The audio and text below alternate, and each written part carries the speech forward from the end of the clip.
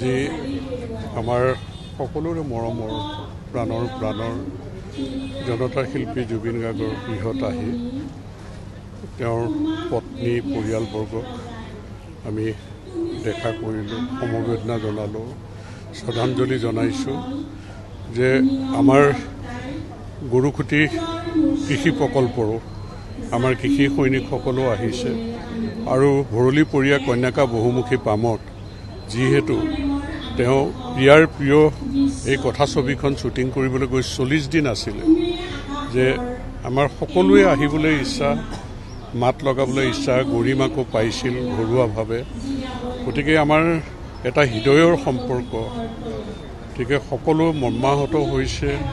আমি এতিয়া কোনো সহজ হ'ব এই মুহূৰ্তলৈকে পৰা নাই আচলতে। যি নহওক তেওঁৰ আত্মাৰ আমি চিৰশান্তি কামনা কৰিছোঁ আৰু পৰিয়ালবৰ্গকো সমবেদনা জনাইছোঁ আৰু বিপদৰ তেওঁলোকৰ যিকোনো মুহূৰ্তত আমি তেওঁলোকৰ লগত আছোঁ, পৰিয়ালটোৰ লগত আছোঁ।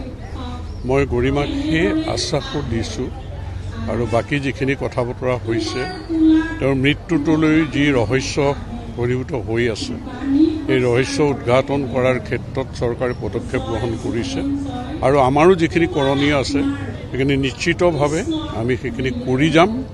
গতিকে আমি বিচাৰিছোঁ যে এটা ভালমতে তদন্ত হৈ দোষীও শাস্তি পোৱাটো আমি বিচাৰিছোঁ।